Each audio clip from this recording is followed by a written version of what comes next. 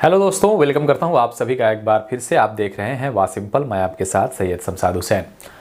अभी बहुत सारे वैकेंसी आ रहे हैं, जैसा कि बिहार एसएससी है इंटर स्तरीय, जिसमें बहुत सारा पद रखा गया है। बीपीएससी है, इसके अलावा पुलिस में है, इसके अलावा एसआई का है, इसके अलावा और भी बहुत सारे यहाँ पर वैकेंसी निकल के आ रहा है, जिसके लिए आपको आवासीय प्रमाण पत्र, आय प्रमाण पत्र और जाति प्रमाण पत्र, एनसीएल, ओबीसी, ईडब्ल्यूएस की आवश्यकता पड़ती है। तो ऐसे में आप में से बहुत सारे ऐसे लोग हैं जो बहुत जल्दबाजी में बनाना चाहते हैं, उनके पास टाइम नहीं होता, बहुत दिनों से सोचते रहते हैं कि आज बनाएंगे, कल बनाएंगे, और ऐसे में उनका टाइम जो है वो निकल जाता है और बन नहीं पाता है। तो आपको बता दें, यदि आप इंस्टेंट बनाना चाहते हैं तो आपको क्या करना होगा, पूरा कंप्लीट इस वीडियो में हम बताएंगे। आप वीडियो के अंत तक बने रहिए, आपको समझ में आ जाएगा कि अगर आप एक दिन में सर्टिफिकेट पाना चाहते हैं तो उसके लिए आपको क्या करना पड़ेगा।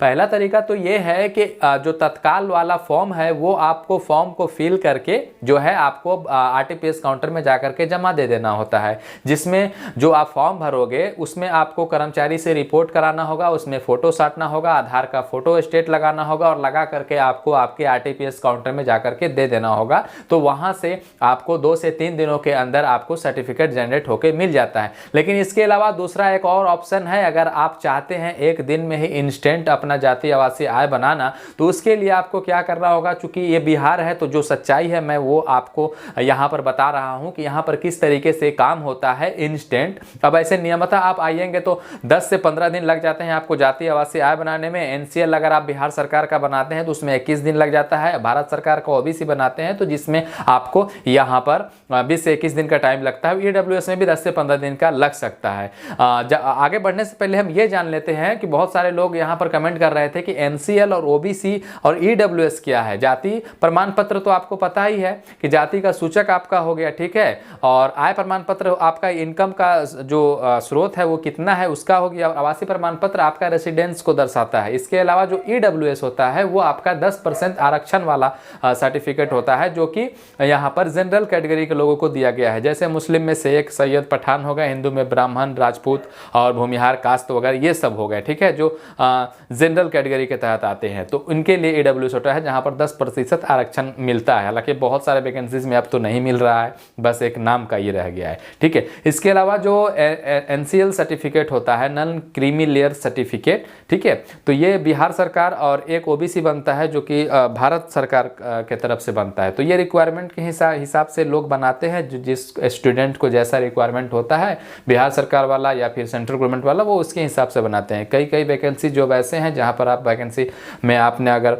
सब कुछ कर लिया है क्वालिफाइड, तो वहाँ पर आपको सेंट्रल गवर्नमेंट वाला मांगा जाता है, फॉर्मेट भी वही देते हैं, तो वहाँ पर सेंट्रल गवर्नमेंट का चलता है। और जहाँ पर आपका जैसे बिहार वाला ये सब जो अभी वैकेंसी चल रही है, बिहार एसएससी और इसके अलावा, तो इसमें जनरली बिहार सरकार वाला जो एनसीएल है वो आपसे मांगा जाता है छूट के लिए, ठीक है, एज वगैरह में या फिर जो और भी चीज़ें हैं उसमें छूट के लिए जाति के साथ साथ आपको एनसीएल देना होता है। अब देखिए ईडब्ल्यूएस अगर आप ब्लॉक से बनाने जाएंगे तो वहाँ पर आपको जाति आवासीय आय बना होना चाहिए, तब जाके वहाँ से ऑनलाइन करेंगे। तो ईडब्ल्यूएस आप खुद से ऑनलाइन अप्लाई कर लीजिए। इसके लिए हमने एक डेडिकेटेड वीडियो बना दिया है कैसे ईडब्ल्यूएस ऑनलाइन अप्लाई करना है। अब बात करते हैं अंत में कि आपको किस तरीके से एक दिन में मिलेगा। तो आपको पता ही है कि सर्विस प्लस की वेबसाइट से आप घर बैठे जाति आवासीय आय प्रमाण पत्र, ईडब्ल्यूएस, एनसीएल, ओबीसी ये सब कुछ बना सकते हैं, जिस पर हमने एक डेडिकेटेड वीडियो एक एक करके सब पर बना दिया है। आप जाकर हमारे प्लेलिस्ट पर देख सकते हैं, ठीक है, किस तरीके से आपको अप्लाई करना है, क्या क्या दस्तावेज चाहिए आपको। तो ऑनलाइन अप्लाई करने के बाद आपको क्या करना है कि कर्मचारी से रिपोर्ट करा करके आपको दे देना है, ठीक है। तो ऐसी स्थिति में भी आपका 2 से 3 दिन में आ जाएगा, कर्मचारी से रिपोर्ट करा के दे देंगे तो। और अगर कुछ नहीं करना चाहते हैं आप तो ऑनलाइन कर दीजिए। और जो आरटीपीएस काउंटर पर बैठे होते हैं वो उनके द्वारा बाहर में दलाल भी लोग घुमा करते हैं, ब्रोकर जिसको हम कहते हैं, तो वो आपका क्या करते हैं कि उनका सेटिंग रहता है 150, 200 ऐसा ले करके वो एक दिन में ही वो अपलोड करवा देते हैं। तो इस तरीके से आपका एक दिन में बन जाता है।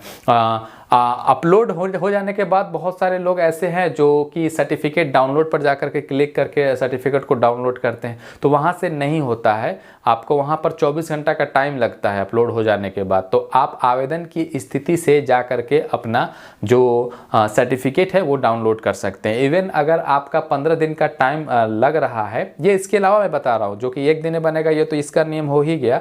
और जो 10-15 दिन में सर्टिफिकेट है, जैसे सेवा प्रदान की तिथि आपको डेट जो मिला है उससे 2-3 दिन 4 दिन पहले आप सर्टिफिकेट चाहते हैं, तो आवेदन की स्थिति पर जा करके आप अपना क्लिक करके जो सर्टिफिकेट है उसको डाउनलोड कर सकते हैं। चूँकि सर्टिफिकेट डाउनलोड में दस्तावेज पहुंचने में 24 घंटे का वक्त लग जाता है, तो आवेदन की स्थिति में आपको मिल जाएगा। इधर स्क्रीन पर दिख रहा होगा, आपको चल रहा होगा कि किस तरीके से आपको आवेदन की स्थिति में अपना वही जो आपने आवेदन किया था, आवेदन संख्या नंबर और जो डेट, जिस डेट को आपने किया था वो डेट, फिर उसके बाद कैप्चा को फिल करके सबमिट करेंगे। फिर एप्लीकेंट का नाम डालेंगे, एप्लीकेंट का फादर का नाम डालेंगे, एप्लीकेंट का मदर का नाम डालेंगे, सबमिट करेंगे।